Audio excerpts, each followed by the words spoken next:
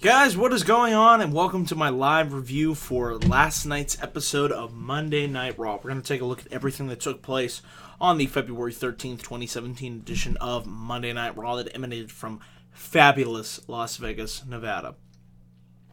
My overall thoughts on last night's show. I have to say, for the third straight week, I enjoyed Raw. Now, not everything on this show was perfect. Actually, I thought the first hour was kind of a chore to get through. But there were, a number of things that I thought stood out on this show that I can't wait to talk about in further detail. And, I really liked what they did with Samoa Joe on this show.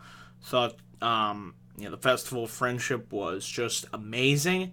And we had a great main event. So all in all, I can't hate on a show that had, stuff like this on it. So we'll touch on the negative, and believe me, there are certainly some negatives that I have to talk about on this show. But for the third straight week, I would give Raw a thumbs up. So once again, it'll just give me enough coming out of these 3-hour shows to continue to want to watch next week. And, I felt like WWE did that again this week. But the way Raw kicked off last night, I just couldn't care less. We had Stephanie McMahon coming to the ring, droning on and on, "Welcome to Monday Night Raw, and I'm Stephanie McMahon, and I'm not going to put over any talent, and I'm just going to, make myself look great." And I am so... For as long as I live, I never have to see this woman open an episode of Raw. I think I would be good. We don't need Stephanie McMahon coming out there, and let alone, then we had Roman Reigns come out, and I'm like, oh, geez, here we go. She's going to start emasculating some talent. And Roman pretty much said he wanted Braun Strowman tonight, but, it's funny. Stephanie's like, it's not about me tonight, which was funny. Yes, it is always about you. That's how they book your character. They book your character so nobody else is able to get one up over you. So bullshit to that. Says, if that's the crowd wants, well, fine, we'll make it happen. But she says, these people do not clearly care about your health, Roman, and, after the beating last week, Braun's already in action with one-on-one action with Mark Henry, so that is not going to happen. We're going to save that match for Fastlane. Eventually, Anderson and Gallows came down, and it led to the creation of a 2-on-1 handicap match. Anderson and Gallows versus Roman Reigns. And that match was what it was. It was okay. I mean, luckily, Roman Reigns did not pin your tag team champions, which I thought was going to happen. I'm like, oh boy. Reigns is going to win a 2-on-1 handicap match, which realistically does not make any sense at all. I mean, two guys losing to one guy. That's nice. It led to a disqualification, and it looked like they were going to, have Anderson and Gallows beat down on Reigns. And I'm like, oh, okay. Well, this can make Anderson and Gallows, look somewhat decent. I mean, they didn't win the match, that's what probably should have happened to make them look strong. Because Roman will be fine. I mean, we all know the issues with Roman Reigns and whatnot. DQ happened, and Reigns knocked Gallows off the apron with a Superman punch, and Anderson and Gallows ran away as they attempted to beat down Roman Reigns. So Roman was left standing tall, and this just felt like a complete waste of time. I mean, what was the point of this match? I guess to show that Roman can fight off two guys. We already know he could do that. To me, it just made your tag champs look weak, and they're already weak as it is. So how much weaker can you make the club look? I don't know, but I just didn't care about this at all. Speaking of something that I didn't care about on this show, Kofi Kingston versus Bo Dallas. The New Day came out. They wanted ice cream bars or something like that. I don't know. The New Day have been directionless since they've lost the tag titles. If you're not going to keep them in the tag title picture or give them a worthwhile feud that actually gets me to care, then honestly, it's time to split them up. Like with the Shield, I said, okay, maybe a little early, but felt like it was time. Wyatt's was way too early. When we get into Jericho and Owens, okay, I felt like the time was right here. The New Day, if you're just going to do nothing with them, little rant here, why have them together? Because honestly, they just feel like they're lost.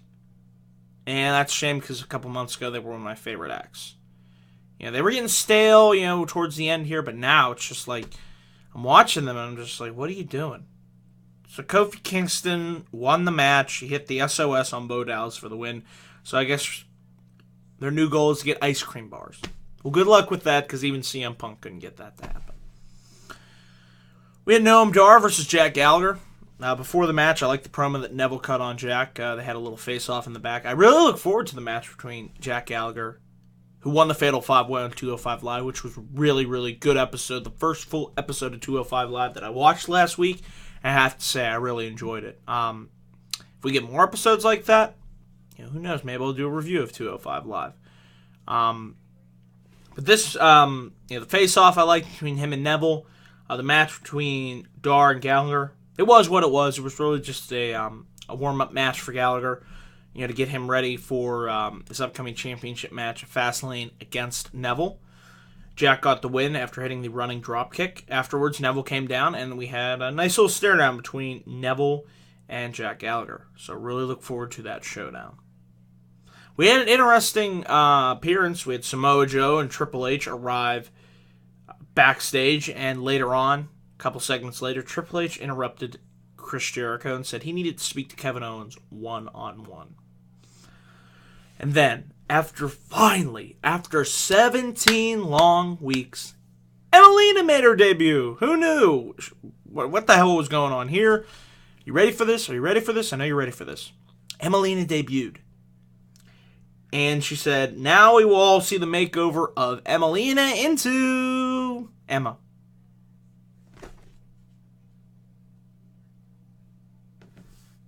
Scratch my beard here for a minute. So we did 17 weeks of consistent. She's coming. She's coming soon. Emelina's coming. Just to turn her back to Evil Emma? I mean, I'm not going to complain. I love Evil Emma, and I think that's the best thing for her. But why go through all this? Clearly they had no idea what they were going to do with her. That's why they kept waiting and waiting and waiting. Apparently I read an article where they said they didn't think she could pull off like the Sunny Sable character that they wanted her to portray. Why don't you just let her be herself? Let her go out there and wrestle in the ring, and that will allow her to get over on her own, because I thought she was doing tremendous work as Evil Emma on NXT, and I felt that was, the face role, with the dancing gimmick and the bubbles and whatnot, that wasn't working on the main roster. It also didn't help that she was paired up with Santina Marella. But I like Emma. I really like Emma a lot. And fine, we'll go back to Evil Emma if that's the case. Don't change things up here. But to me, it was just like, really? Okay. But I feel the Raw Women's Division desperately needs depth. And I feel like Emma would be a great addition.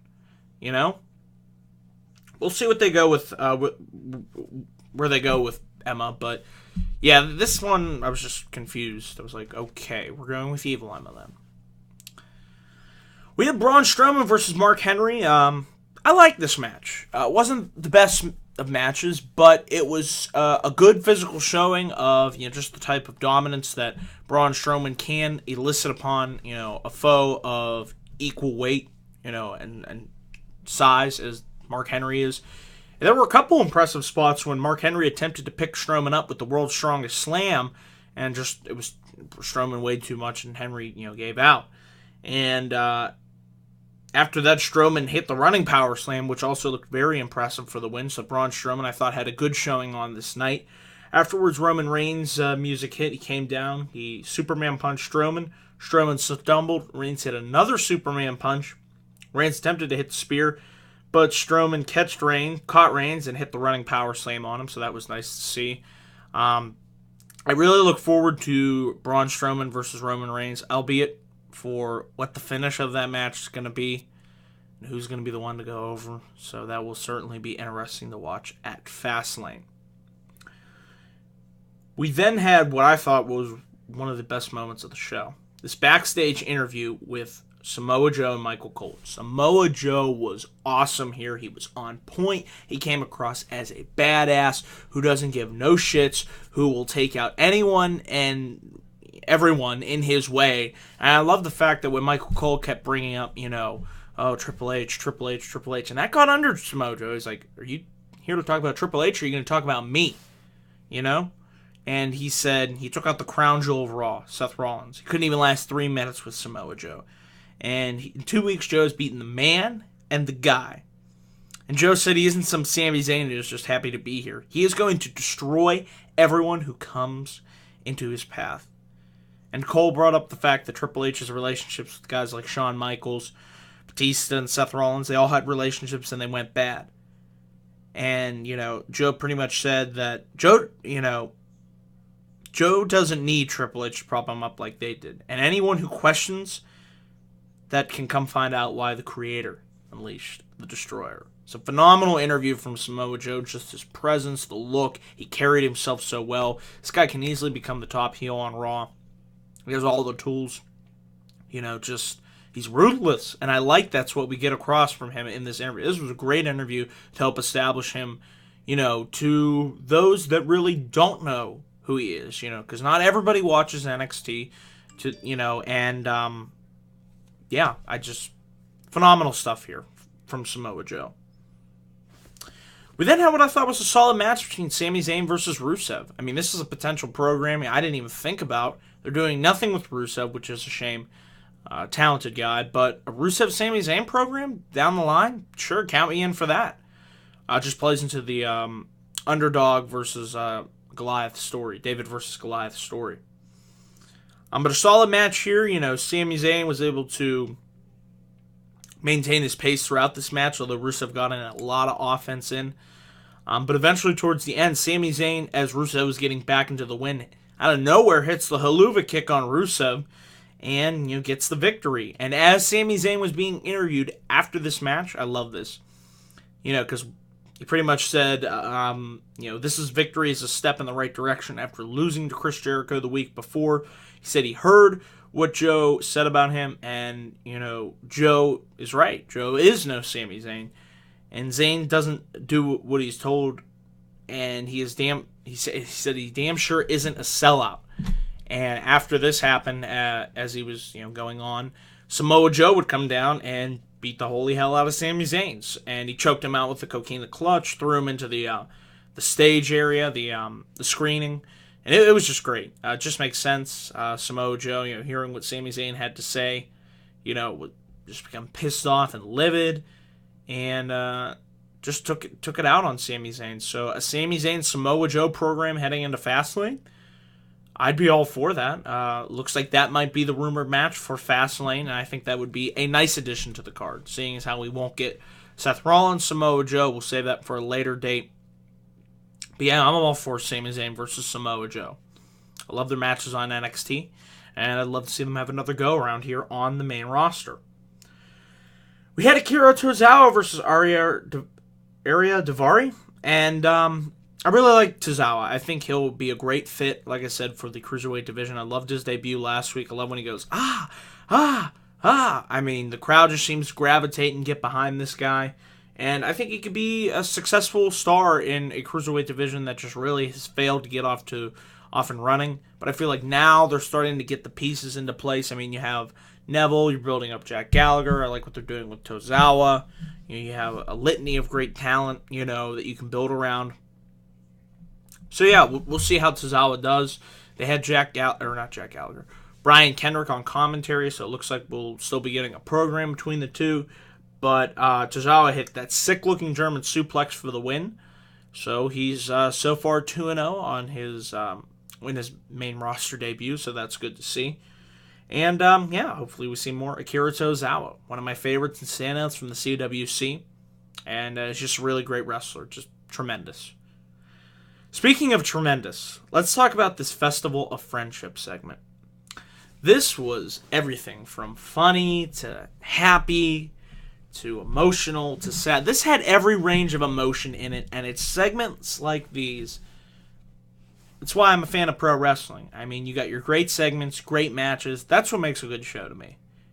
Good storytelling. And this segment had all of those aspects. Good storytelling. It took you on an emotional roller coaster ride, from the fireworks, to the showgirl women, and Owens and Jericho came out with this ridiculous outfit with the top hat and the sparkles and everything. It was just ridiculous. This was a testament to Jericho's friendship to Kevin Owens. That's what this was all about. Jericho said he had a sculpture made to him by Ralph Guggenheim.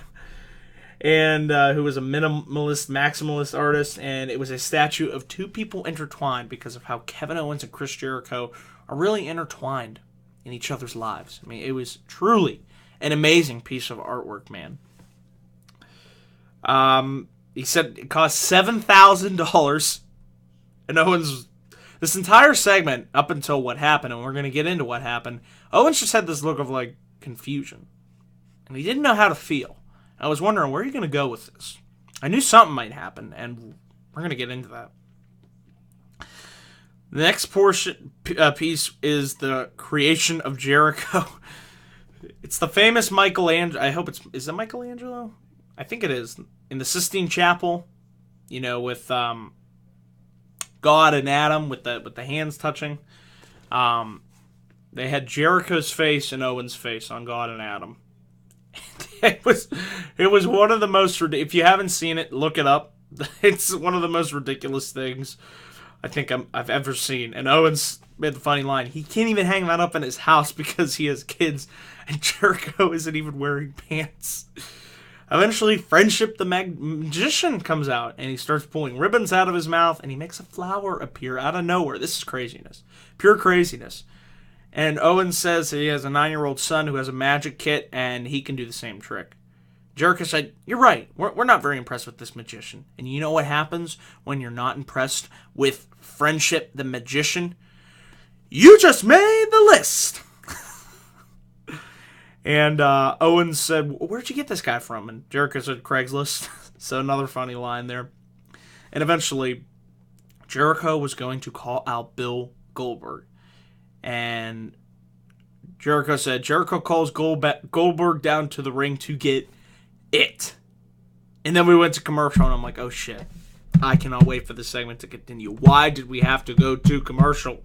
Eventually we came back to commercial, and Goldberg returned. That's right, after how many years away from the ring? The legend, the Attitude Era staple, the one, the only, Goldberg with the sparklers. It was great. How can you not love Goldberg? Owens beat down Goldberg, and he said he thought the whole point of the thing was to get Goldberg down here so they could beat him down together. And Jericho got emotional. He said he wanted to thank you, Owens, for giving him one of the best years of his career, for being a true friend to him. And he guarantees that Owens will beat Goldberg at Fastlane. He guaranteed it will happen. And Owens said he felt bad for his friend. He said, well, buddy, I actually got you a gift. And he gave Jericho this white box. And Jericho said, oh, I wonder what it could be. And Jericho said, it's a new list. I'm like, oh, wow, that's so nice. Kevin Owens got Chris Jericho a new list. It's very nice of him. And Jericho looked at the list, and this was brilliant. He looked and he said, but why is my name on the list? And as soon as he said that, they used the list as the impetus for Kevin Owens finally turning on his best friend. All I can say is, that was amazing. And Owens turned on his best friend, Chris Jericho. That's right, folks. Jericho is no more. Moment of silence.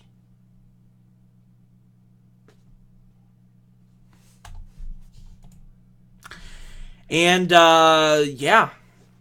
Owens beat down Jericho. He threw him into the barricade. He powerbombed him off the ring apron. He threw him headfirst into the Tron that they had set up, the Festival of Friendship Tron. And Jericho was loaded into an ambulance. And I was like, wow. This was just one of the best segments on Raw in recent memory, bar none. He reminded me kind of Jericho Michaels when Jericho turned on Shawn Michaels in 2008. So it looks like the rumored match of Kevin Owens, Chris Jericho. If it's for the United States Championship, that's fine. I thought this was a great way to get that feud off and running. Just a great, great way. And easily the best segment on this show. Like I said, range of emotions. It's so good I had to watch it again. It was just, wow. Wow. We had Cesaro taking on Enzo. They had a little backstage scuffle after what happened last week. These teams vying for position to see who will be the number one contender to Anderson and Gallows Tag Team Championships. Enzo ran the Swiss Death Uppercut for the win, so not really. It was just a match. Nothing really too much to say here.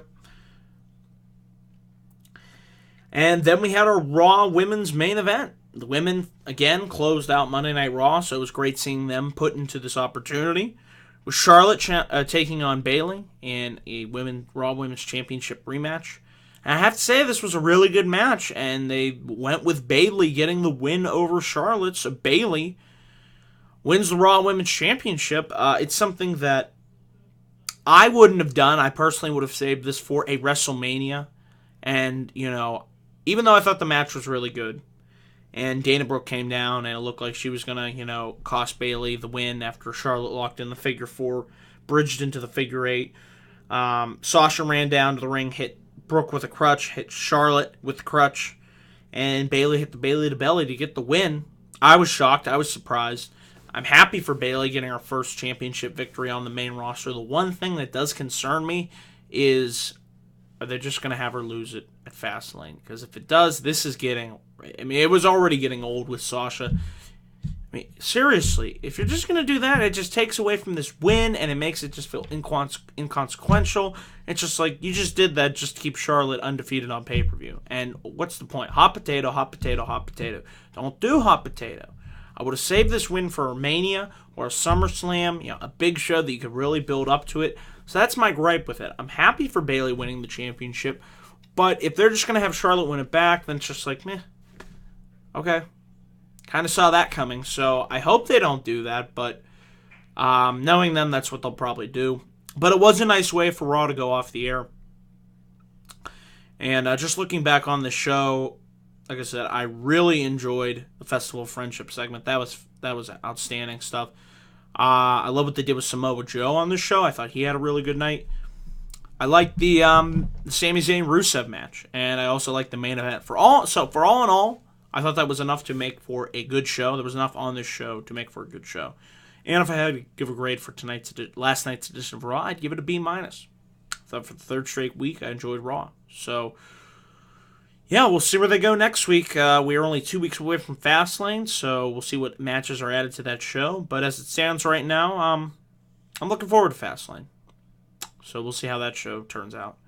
Speaking of, we got SmackDown Live tonight, guys. I will be back up here for my live review of SmackDown Live with special guest Jack Southall. So I look forward to come and join us afterwards for SmackDown Live.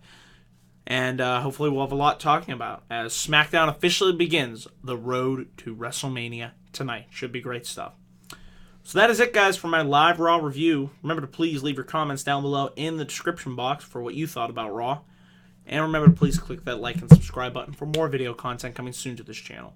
And I will see you guys later on tonight immediately following SmackDown for my SD Live review. So that's it, guys. Thanks for watching. Take care, and I will see you in my next video.